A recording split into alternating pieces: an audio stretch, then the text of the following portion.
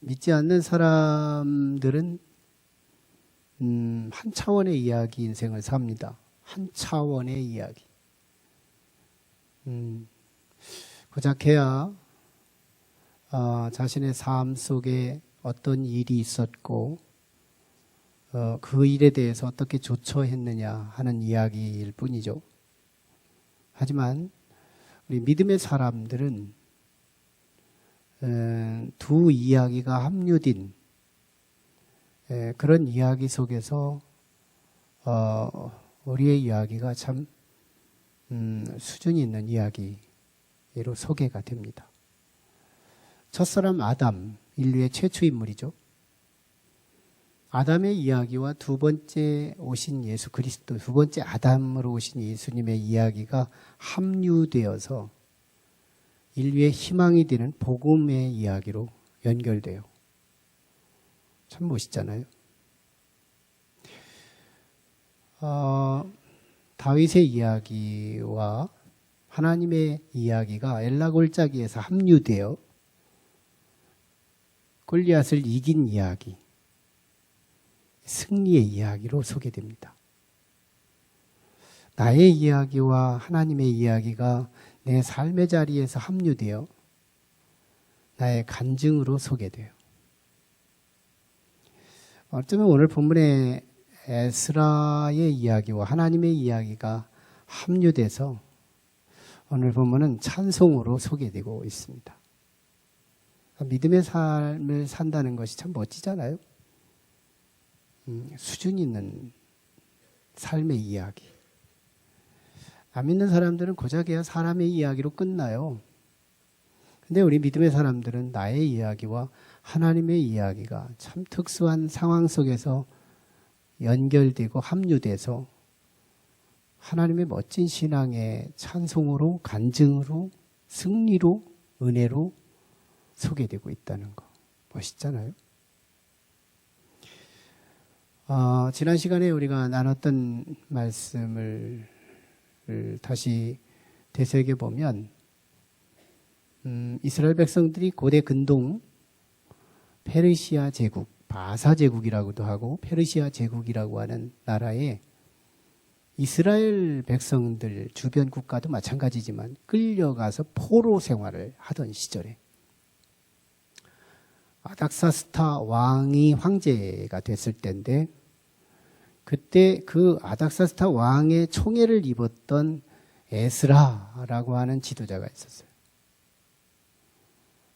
그 지도자를 중심으로 아닥사스타 왕이 칙령을 내리면서 식민지 국가의 저항을 완충시키는 정책하에 본국으로 돌아가서 농사지어서 세금만 바쳐라 하는 제도로 개선하게 돼요. 그때 그 지도자로 이스라엘 백성이 본국으로 귀환했던 지도자가 에스라인데 하나님께서 그 에스라를 왜 그렇게 존귀하게 쓰셨느냐? 그 이유를 지난 시간에 묵상했어요. 그 이유는 두 가지였잖아요. 운명론적인 주어진 유산. 그것이 첫 번째고 또 하나는 선택적인 삶의 집중. 이 두 가지가 에스라를 하나님이 쓸 수밖에 없는 조건을 갖추고 있었다. 운명론적인 부분에서는 조상적부터 흘러내리는 조상들 자신의 부모님에 이르기까지 흐트러지지 않는 믿음의 영성이 에스라의 신앙의 기반이 되고 자원이 되어서 어릴 적부터 보고 들은 게 믿음이고 어릴 적부터 보고 들은 것이 경건이고 하나님에 대한 이야기. 그게 자신도 모르는 사이에 몸에 배어서 하나님의 사람이 됐던 거죠.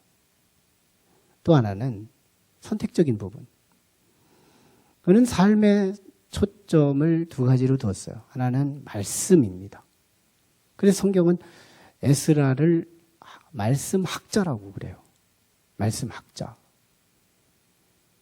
굉장히 말씀하면 에스라고 에스라 하면 말씀. 말씀 부분의 권위자. 당대에 에스라가 말씀을 풀면 누구도 저항할 수 없는 그런 권위자였어요.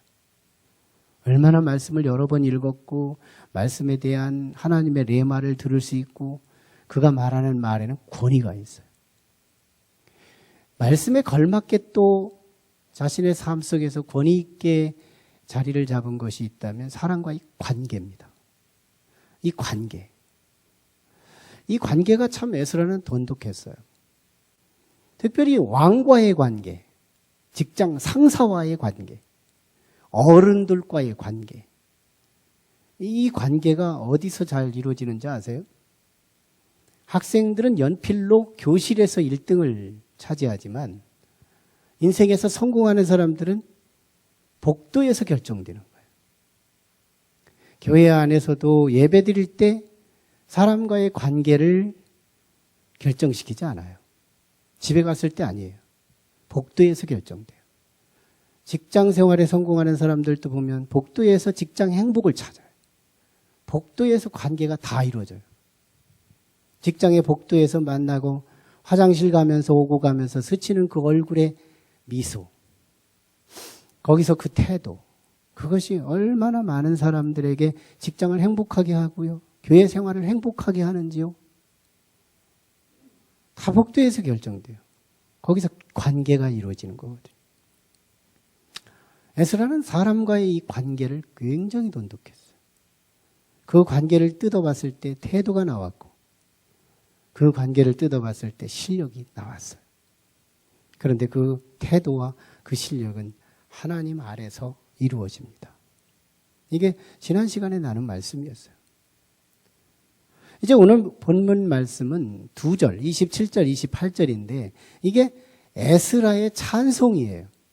에스라의 찬양, 하나님께 영광 돌리는 그런 내용인데요.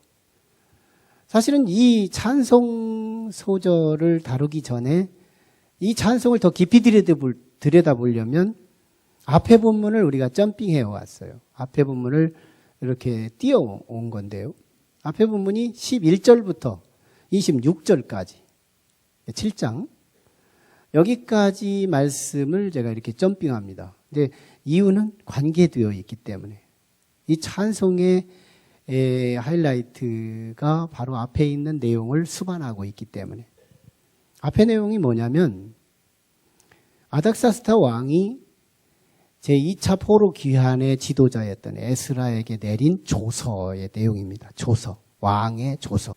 이런 내용이었어요. 에스라야,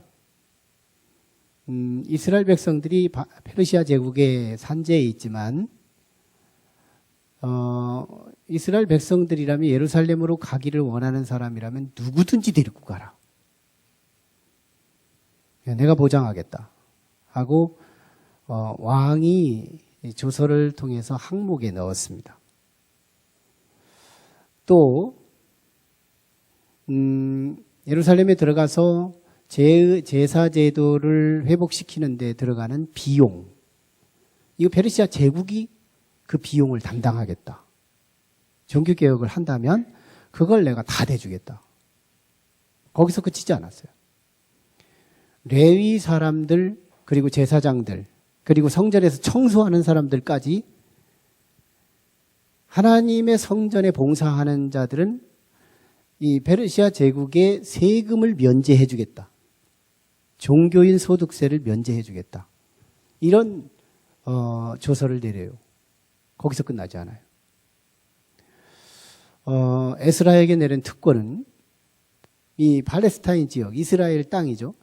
이스라엘을 다스리는 행정관들도 에스라가 파송권, 인사권을 주겠다. 페르시아 제국의 황제가.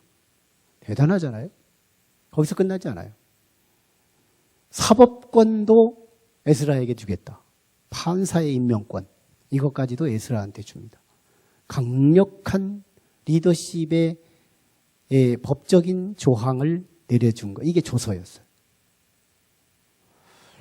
그러니까 에스라는 이 왕의 이 조서를 받아가지고 리더십을 행할 때 사실 팔레스타인 지역에 살고 있었던 이미 기성 지도자들이 얼마나 반발을 할 수 있는 사람들이었는데요. 더군다나 하나님을 믿는다고 하는 유대인들도 이 방해자들, 사마리아에 있던 이방인들이 이 방해 조작을 통해서 그들이 믿음이 식어졌거든요.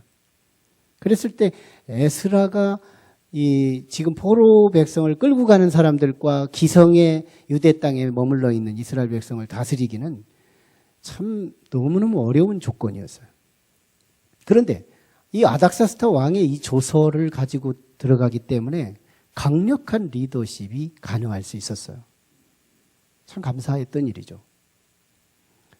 아닥사스다 왕에게 이 리더십에 있어서 이 에스라의 리더십에 있어서 아닥사스다 왕의 이 조서는 절대적이었어요. 이 성공, 이 사역의 성공에 결정할 수 있는 것은 왕의 조서, 이게 굉장히 중요한 기준이었습니다. 그런데 에스라는 오늘 본문을 남겨요. 이 두 절에 찬송으로 끝내요. 왕이 한 게 크잖아요. 왕이 지대한 리더십과 그 권위를 위임했기 때문에 에스라가 그 사명을 잘 감당했는데 왕 영광 받으십시오 이러고 끝날 수 있는데 사람들의 이야기는 그러고 끝나잖아요. 근데 에스라는요, 하나님께 영광을 돌려요. 이 찬송 내용을 이제 오늘 본문을 이제 풀면 이런 얘기입니다. 조상부터 우리의 하나님 되신 여호와를 송축할지어다. 하나님께 찬송합니다. 이 말이에요. 그 하나님께서 아닥사스다 왕에게 예루살렘에 있는 성전을 아름답게 할 뜻을 그 마음에 두시고 그 왕께서 나를 세워 고관 대작들 앞에서 권위를 위임하시고 나의 하나님 여호와의 손이 내 위에 있으므로 내가 능력을 얻어 이스라엘의 우두머리들을 데리고 예루살렘으로 올라왔도다 하는 그런 내용의 찬송이에요. 지금 왕만 높이고 자기 잘난 것만 자랑하고 끝날 수 있는 세상 사람들의 가치 속에서 에스라는요, 모든 영광을 하나님께 올려드려요. 멋지잖아요?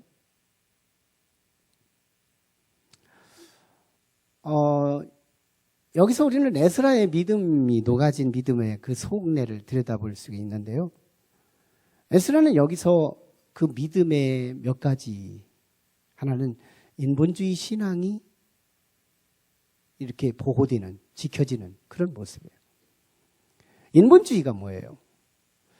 그것은 내가 했습니다. 이걸로 끝내는 거예요. 마침표가 끝나요. 그것은 왕이 했습니다. 이 사람의 칭찬으로 끝나요. 근데 거기서 끝나지 않는 에스라의 모습에서 인본적인 신앙이 초국되는 모습을 보이는 거예요. 대단하잖아요. 인본주의 신앙. 인본주의 신앙에 하나님께서 얼마나 근심하는데요. 그런데 신본주의 신앙, 하나님의 근본이 되는 이 신앙을 나타내고 있고 드러내는 이 멋진 모습을 보세요. 대단하잖아요. 또 참으로 에스라는 얼마나 겸손해요. 사실은 자기 잘났다고 은근히 자랑도 해도 될 수 있는데 하나님만 자랑하고 끝내고 있는 모습에서 그 믿음의 겸손이 겸비됐잖아요. 믿음의 겸손이 묻어 있잖아요. 이 믿음 속에 겸손이 있을 때 하나님은 존귀히 여기는 거잖아요. 하나님께서 바라보기도 아깝고 너무너무 존귀해서 나중에 보자. 내가 너에게 전사들 앞에 부러움에 흠모할 만한 인물이 되게 하리라. 하나님께서 보실 때 너무너무 존귀한 사람들을 보면 믿음의 겸손이 겸비되어 있어요. 교만은 뭐예요? 패망의 지름길이잖아요. 그런데 이 믿음의 겸손을 갖춘 거예요. 자기가 드러낼 수 있는데 하나님을 나타낸 것. 여기서 겸손이죠. 거기서 끝나지 않아요. 에스라의 믿음이 참 다채롭고 너무너무 소중할 수밖에 없는 것은 자기가 이스라엘의 지도자잖아요. 지도자를 다스릴 때 그 백성, 휘하의 백성들을 다스리시는 하나님을 나타내는 건데 자기를 다스리시는 자기 위에 계신 그 하나님으로서 이스라엘을 다스리시는 하나님을 노출하는 거예요. 또 아닥사스다 왕이 이방 국가의 황제잖아요. 그런데 그 아닥사스다 왕을 누가 핸들링하는 거냐면 하나님이 다스리시는 거예요. 하나님이 그 마음을 감동시켜서 에스라에게 조서를 내리게 한 거니까. 그러니까 그 하나님은 아닥사스다 왕 위에 계셔서 그를 다스리시는 그 모습에서 이방인 왕들과 이방 백성들까지 다스리시는 하나님을 나타낸 거예요. 그러니까 우리가 믿는 그 하나님은 성도들의 하나님이기도 하지만 안 믿는 사람들의 하나님이기도 하시다는 이 모든 세상을 다스리시는 우주의 통치자 하나님을 에스라는 나타내고 있다는 겁니다. 얼마나 참 멋있는 하나님이세요. 이게 사실이잖아요. 이 세상을 누가 만들었는데? 하나님이 창조하셨으니까. 그리고 누가 다스리시는데? 하나님이 다스리시니까. 에스라의 이 찬송 가사를 통하여 노출된 모습은 우주를 다스리시는 하나님을 드러내고 있다는 거예요. 에스라의 신앙은 참으로 다양하고 온전하고 참으로 부러울 만한 믿음이지만 우리가 붙잡아야 할 초점이 많으면 붙잡을 초점이 흐려지니까 에스라에게서 양보할 수 없는 하나를 붙잡기를 원한다면 딱 하나예요. 그게 바로 나의 하나님 여호와의 손이 내 위에 있으므로 라는 이 문구의 이 찬송 가사입니다. 찬송가를 잘 보면 후렴이 있는 찬송이 있어요. 후렴이 있는 1절 부르고 후렴 부르고 2절 부르고 후렴 부르고 3절 부르고 후렴 부르고 4절 어떤 때로 5절 부르고 후렴 또 불러. 5번을 한 찬송을 끝낼 때마다 이렇게 불러요. 왜 그래요? 중요한 게 있다는 거예요. 거기에 이 찬송의 핵심어가 있다는 거예요. 그러니까 오늘 2절로 구성된 이 찬송 가사 내용에서 핵심어가 뭐냐면 나의 하나님 여호와의 손이 내 위에 있으므로 이거예요. 이게 지금 에스라가 핵심어로 나타내는 것이 오늘 28절 하반절에 기록된 이 찬송의 핵심어예요. 나의 하나님 여호와의 손이 내 위에 있으므로.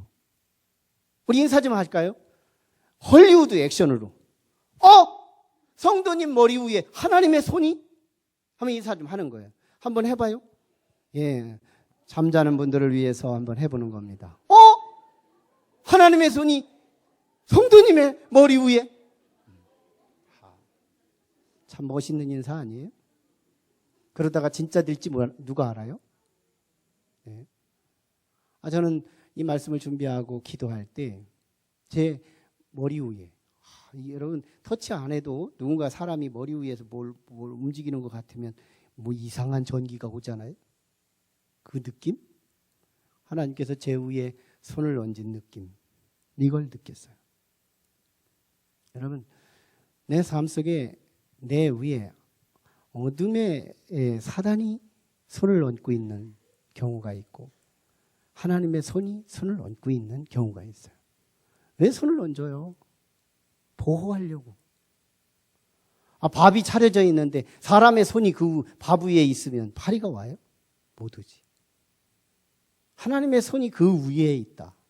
지키려고, 보호하려고. 하나님의 손이 그 인생 위에 있다. 어떻게 하려고? 인도하려고. 바른 길로 인도하려고. 다른 곳으로 가지 않게 하려고. 에집트로 돌아가게 하지 않으려고. 가나안으로 들어가게 하려고. 하나님의 손이 그 위에 있다. 축복하시려고. 하나님의 손이 그 위에 있다. 은혜를 베푸시려고. 하나님의 손이 그 위에 있다. 천국 가게 하려고. 하나님이 데리고 가는데 누가 못 가요? 내가 간다는 것이 아니라 하나님이 인도하신다는데 누가 못 가요? 하나님의 손이 그 위에 있다는 거. 너무너무 대단하잖아요. 어쩌면 오늘 2019년도 한 해가 52주의 마지막 주지만 지금까지 우리가 살아온 것 같으지만 사실은 하나님의 손이 내 위에 계셔서 나를 여기까지 인도하시고 오늘 우리 교회를 여기까지 인도하시고 우리의 사업을 여기까지 인도하시고 우리의 직장을 여기까지 인도하시고 우리의 자녀를 여기까지 인도하셔서 여기 있는 줄로 고백할 수 있기를 축원합니다.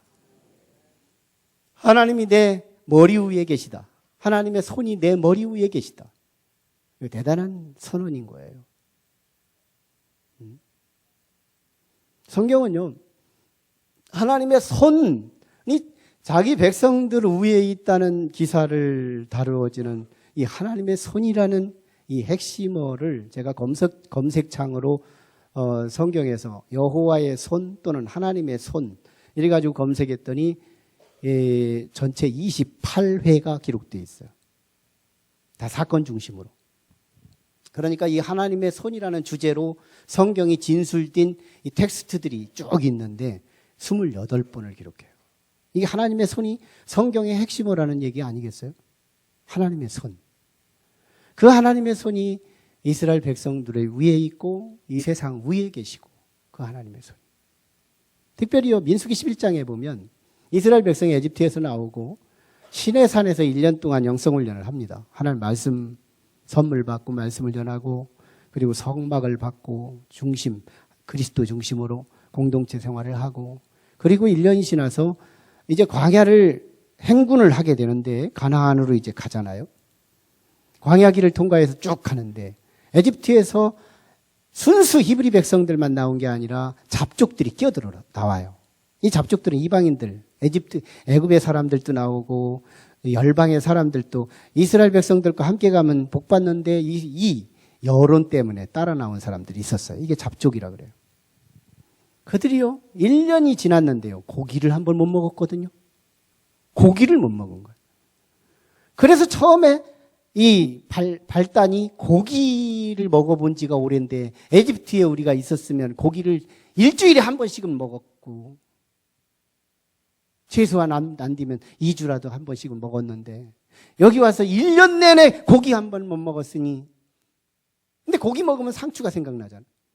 또 파도 생각나고 마늘도 조금 썰어서 넣어야 되고 마늘도 부추도 너무 째째한 얘기 화두가 나오기 시작하는 거예요. 생선도 막 이걸 얘기하면서 민수기 11장에 보면 너무 째째한 얘기들을 내놓고 막 원망하기 시작하는데요. 잡족들이 원망하니까요. 믿음이 약한 유대인들부터 동요되기 시작하는 거예요. 그래가지고 이스라엘 백성들이 전체가 원망의 공동체로 뒤바뀌어 버리는데요. 이 현실을 직시한 모세는 하나님 앞에 막 널브러져서 기도하는 겁니다. 매달려서 기도하는 거예요.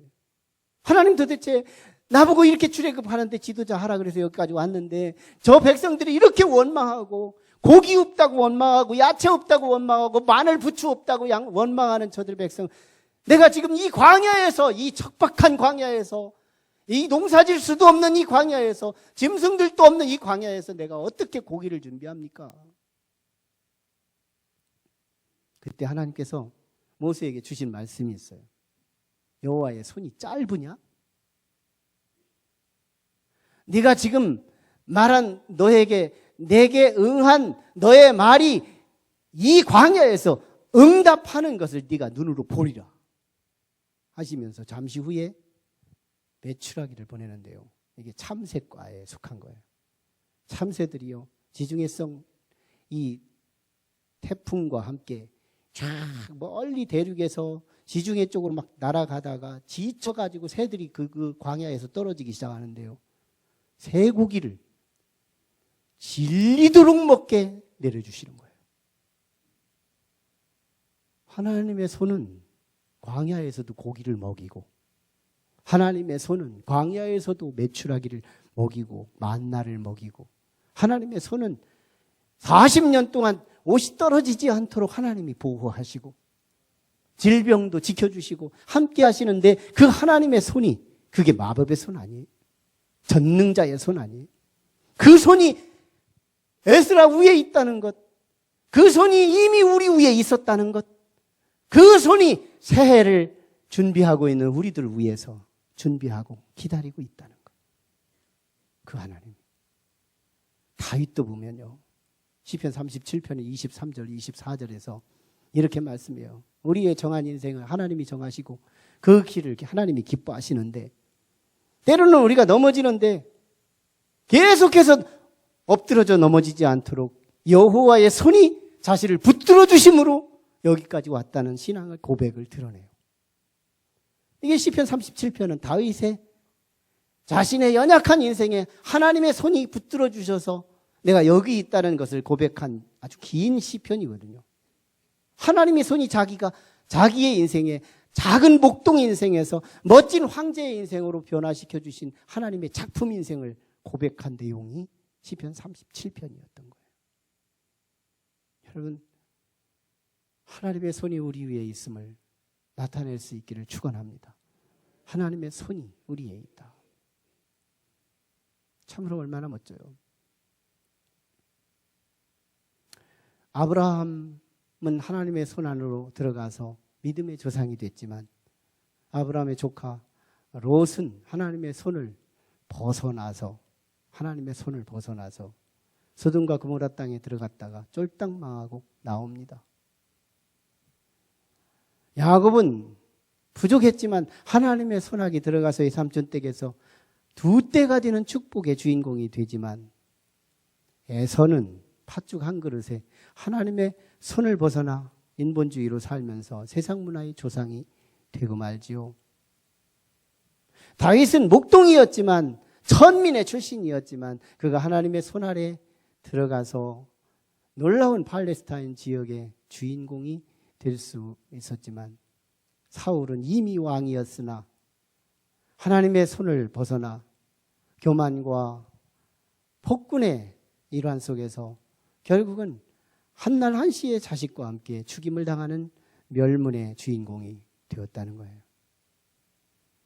예수 그리스도는 하나님의 손 아래서 하늘 보좌를 버리고 땅에 내려오셔서 사역을 하시고 십자가에 죽으시고 부활하셔서 영원한 믿는 자의 그리스도가 되셨지만 하나님의 천사였던 사단은 하나님의 보좌의 자리를 벗어나 이 땅에 내려와 하나님의 손아귀에 있는 사람들, 그들을 손에서 빼내서 세상의 사랑으로 바꿔지게 만들려는 마귀의 사람들, 마귀는 결국은 지옥에 가도록 하나님이 세팅하셨다는 거예요. 하나님의 손 안에 있고 하나님의 손 밖에 있다는 게 얼마나 참으로 중요한 기준인지. 여러분, 하나님의 손 아래에 있으시기를 주의 이름으로 축원합니다. 하나님은요, 우리 마음속에서 가끔씩은 우리의 실랑이를 할 때가 있어요. 내가 어느 한때 마음을 열어 주님이 내 안에 들어오시고 주께서 나와 함께 동행하실 때 가끔씩은 우리의 현실적인 이익과 나의 자존감과 여러 가지가 조합이 돼서 하나님하고 실랑이를 할 때가 있어요. 그때 사람들은 두 종류가 됩니다. 하나님을 때려 눕히는 자가 있고 하나님에게 내가 패하는 자들이 있어요. 우리는 그 하나님에게 싸워서 하나님한테 지는 자, 이 사람들이 하나님의 손 안에 있는 사람들 아닐까요? 하나님 앞에 져야 우리 천국 가는데 지장 없어요. 하나님 앞에 져야 한다. 하나님하고 싸워서 이기는 자가 세상 사람이라면 하나님하고 싸워서 진 사람이 성도인 거라. 우리는 하나님이 내 안에서 나에게 책망하고 나에게 말씀을 권할 때 나는 하나님의 뜻 앞에 내 뜻을 내려놓고 항복을 선언하는 거룩한 복된 성도가 되기를 원합니다. 하나님의 손이 우리 위에 있다는 것을, 그것은 우리를 다스리기 위함이고 우리를 인도하기 위함이고 우리에게 은총 베푸시기를 위함이지만 더 적극적으로는 하나님에게 붙들리면 어떨까요? 하나님에게 붙들리면 참으로 여기에 우리는 신앙의 놀라운 승리의 노하우가 녹아 있습니다. 하나님께 붙들리는 것. 서울에 한 광명교회가 있었는데, 염광교회가 있었는데, 이 염광교회의 원로 목사님, 지금은 이제 소천하셨어요. 은퇴하시고. 최기성 목사님의 간증입니다. 그분이 목사가 되기 전에 참으로 중병에 걸립니다. 하나님을 믿었는데 중병에 걸려서 모든 의사 선생님들이 사망 선언을 합니다. 그래서 모든 병원에서 다 손을 뗐기 때문에 집에서 이렇게 생활을 하고 있는데 밖에 소낙비가 쏟아져요. 소낙비가 쏟아지는데 이 비를 피해서 들어온 한 매개가 있는데 그게 나비예요. 나비가 이 제기서 이 속에 집에 들어온 겁니다. 그런데 갑자기 소나기가 그치고 햇빛이 내려쪼이는 밖이 밝고 이렇게 환하니까 이 나비가 밖으로 나가려고 힘을 쓰는 거예요. 근데 유리창이 다 닫혀 있으니까 이 나비가 나가려고 하는 의지는 있지만 나갈 수가 없는 거예요. 이 최기석 씨가 내가 좀 도왔으면 좋겠다 해가지고 이 나비를 잡으려고 하는데 사생결단하고 도망가는 거예요. 나비의 생각을 유추해 봅니다. 내가 저놈한테 붙잡히면 나는 이제 죽는 거지 하고 죽을까봐 두려워서 도망치는 나비와 나는 살려보려고 밖으로 창문 열고 내보내보려고 잡으려고 하는 이 최기석 씨의 실랑이 속에서 결국은 최기석이가 붙잡아요. 그리고 유리창을 열고 이 나비를 내보냈더니 참으로 높고 푸른 창공을 향하여 날아가는 새를 보면서 최기석은 자기 자아를 발견합니다. 하나님과 나 사이에 내 자리가 저 나비와 같구나. 하나님은 나를 수없이 부르셨지만 나는 언제나 하나님께 붙들리지 않으려고 이리 피하고 저리 피하고 다녔지만 내 인생에 지금 중병에 걸려서 죽음을 코앞에 두고 있는 이 상황에 하나님, 나 이제 하나님 앞에 붙들리기를 원하오니 하나님 나 이 질병에서 고쳐주시면 내가 새롭게 주님 앞에 주님의 일을 하면서 살겠으니 나 좀 바라봐 주시고 나를 붙잡아 주세요. 이런 기도가 되더래요. 회개가 되더래요. 이게 회개도 하나님의 선물이라는 개념이 맞는 거거든요. 회개가 되더라는 거예요. 그런데 놀랍게도요. 그 기회가 지나고 나서 병원에 가서 이렇게 진단을 했는데 놀랍게도 이게 그 질병들이 소멸되기 시작하는 거예요. 그래서 이분이요. 신학을 합니다. 그래가지고 장로교회 목사님이 되는데요. 교회도 끔찍하게 하고 영광스럽고 존경받는 목사로서 은퇴를 하는 거예요. 그리고 지금 이제 연세가 드셔서 하나님 나라 가셨지만요. 참으로 이 놀라운 이 비밀 속에 이 나비, 이게 오늘 많은 성도들의 자기 자리를 확인하게 만드는 좋은 기준치가 되더라는 거예요. 우리는 하나님께 붙들리면 죽는 것 같은 거예요. 하나님께 붙들리지 않아 보려고 애를 쓰고 아등바등 수고하고 애쓰는 우리들의 모습이 보이는 거예요. 저도 그랬거든요. 저도 한때요. 꿈은 있었지만 꿈을 이룰 기반이 없어서 이것도 해도 안 되고 저것도 해도 안 되고 안 되는 게 왜 이렇게 막 다발로 찾아오는지 모르겠어요. 안 되는 게 너무너무 다발로 찾아오는 거예요. 안 될 때 또 안 되는 게 생기는 거예요. 그때 기도해도 안 되는 거예요. 그래서 제가 기도를 이렇게 절규하면서 했어요. 하나님 나 놔달라고. 나 좀 놔주세요. 나 좀 제발 놔주시고 나를 참견 좀 하지 말아주세요. 심지어는 나를 참견하지 말아달라고 막 저항하면서 기도를 했어요. 근데 왜 자꾸 눈물이 더 나오는 거예요? 하나님 나 좀 놔달라고. 차라리 내가 가는 이 길, 내가 지금까지 가는 것이 아니라고 나는 생각했는데 하나님 왜 이렇게 내 길이 자꾸 막히는 거예요? 너무너무 힘들고. 그래서 하나님 놔달라고 기도를 했는데요. 그리고 실제는 모든 걸 놔두고 저는 세상에 가려고 기반을 닦기 위해 용돈을 얻으러 부여에 계신 큰 누님 집으로 갔습니다. 큰 누님이요. 세상엔 공짜가 없다고 용돈을 준다는 이유로 오늘 저녁에 일을 하래요. 그래서 염소를 방목하는 한 20여 마리가 있었는데 그 산에서 몰고 오라는 거예요. 조카하고.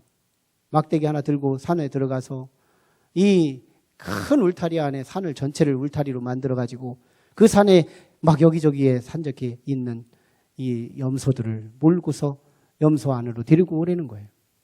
그래서 둘이 파송해가지고 가가지고 막대기 들고 이 염소들을 보는데 이 참나무 이파리가 수북이 쌓인 그곳을 밟고 지나가는데 밤가시가 딱 찔리는 거예요. 그런데 밤가시라는 첫 번째 직감과 나중에 후감으로 다가오는 이 불길한 느낌은 이 막대기를 가지고 참나무 이파리를 헤집어 보니 도끼가 오른 독사가 똥아리를 들고 있는 거예요. 내가 그걸 밟아버린 거예요. 그런 제 발등어리를 물었죠. 혈관이 물리지 않아서 직사하지는 않았지만 근육이 물려서 부어오르기 시작하는데요. 발 하나가 전부 생떼 같은 거예요. 그런데 이 피부는 고정되어 있고 막 팽창되어 오르는데 이 팽창의 고통이 독사에 물리는 어떤 아픔보다 더 힘들어요. 막 팽창되어 오르는데.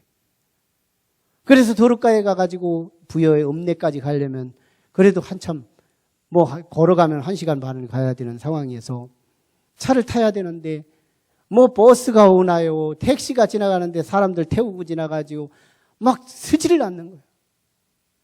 죽음 앞에 선 저로서는요, 지금까지 있었던 자잘한 안 되는 일, 힘들었던 일, 이런 건 세 발의 피였어요.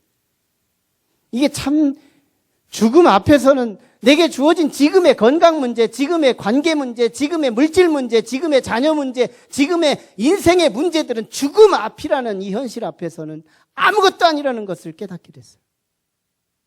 야, 죽음이 저 멀리에 막연하게 미래에 내게 주어질 것이라는 생각할 때와의 죽음과 지금 당장 성큼성큼 내 앞으로 다가오는 이 죽음의 현실 앞에서의 느낌은 정말 그 느낌은 달랐어요. 그때 하나님 앞에 저는 할 수 있는 것이, 내가 살 수 있는 유일한 기도는 답을 알고 있었어요. 하나님, 나 좀 놔달라고, 나 좀 정말 참견하지 말아달라고 기도했던 걸 내가 철회합니다. 하나님, 나를 붙들어 주시고 나 여기서 한 번만 살려주신다면 내가 주님을 위해서 생명 바쳐서 가겠사오니 하나님, 나 고쳐주시옵소서, 살려주시옵소서. 드라마 같은 일이 벌어졌어요. 사람을 이미 태우고 가는 합승 택시가 저를 세워주는 거예요. 부여읍내 바객과에 가서 이것을 째는데요, 째는 그 고통이 아프지가 않고요, 놀랍게도 여기서 막 분수처럼 솟아오르는 이 피, 분수피가 얼마나 스트레스가 막 해소가 되는지 너무너무 감사하더라는 거예요. 전신 해독제를 맞고 집으로 와서 그 이후로 한 달 동안 출입을 못하면서 오직 기도밖에 한 게 없었어요. 하나님께서 기도를 훈련시켰던 기간이었다고 봐요. 그 이후로 지금까지 저는 주의 길을 안 간다는 생각을 해본 적이 없어요. 그리고 약 30여 년이 지난 이 시점에서 저의 오늘의 저라는 사람을 하나님이 세워주셨어요. 저는 하나님의 작품이라고 믿습니다. 하나님 앞에 붙잡히면 우리의 선입견은 죽을 거라는 거예요. 그러나 실제는 하나님께 붙들려야 사는 길이고, 하나님께 붙들려야 은총의 길이고, 하나님께 붙들려야 구원의 길이고, 하나님께 붙들려야 작품 인생이 될 수 있다는 이 사실을 저는 그때서야 깨달았어요. 하나님께 붙들려야. 하나님께 붙들린 게 뭘까요?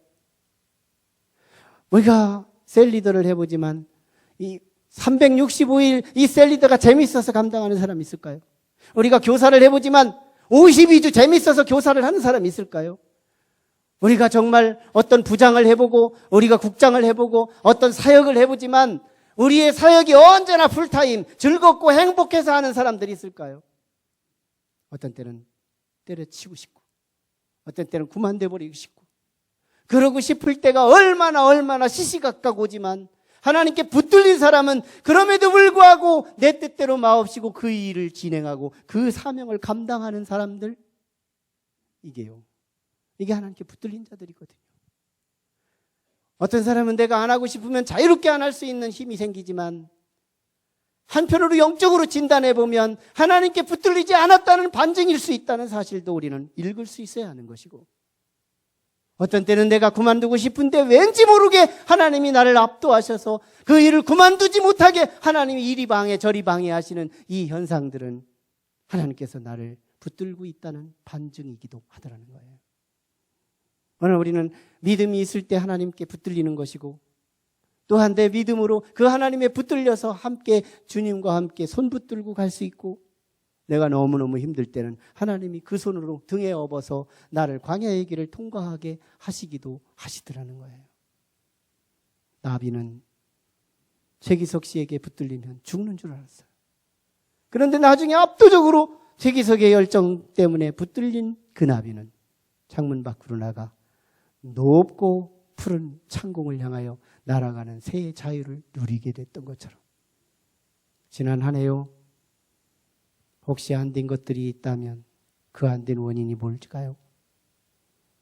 어쩌면 양심과 정직과 더 사실의 성령의 조명을 통하여 들여다보면 하나님의 손에 벗어난 자리에서 실패를 경험했을지도 모릅니다. 또 어떤 부분에 부분적으로 우리가 생각했던 것보다 더 잘된 일들도 있을 거고 형통한 일들도 있은 것이 있다면 어쩌면 순간적으로 내가 하나님께 믿음을 드리고 그 하나님이 나를 붙들고 있을 때 내가 형통했는지도 몰라요. 마지막 주일에 오늘 우리는 2019년도가 세무의 평가를 받고 있다고 하더라도 이제 새해를 앞에 둔 우리들은 오늘 이 마지막 주가 만회할 수 있는 이 주간이 돼서 하나님 앞에 오늘 우리는 하나님 내 위에 하나님의 손이 하감하시고 나는 하나님께서 나를 붙들고 가셔서 나는 하나님께 붙들려가는 삶이 되기를 원합니다.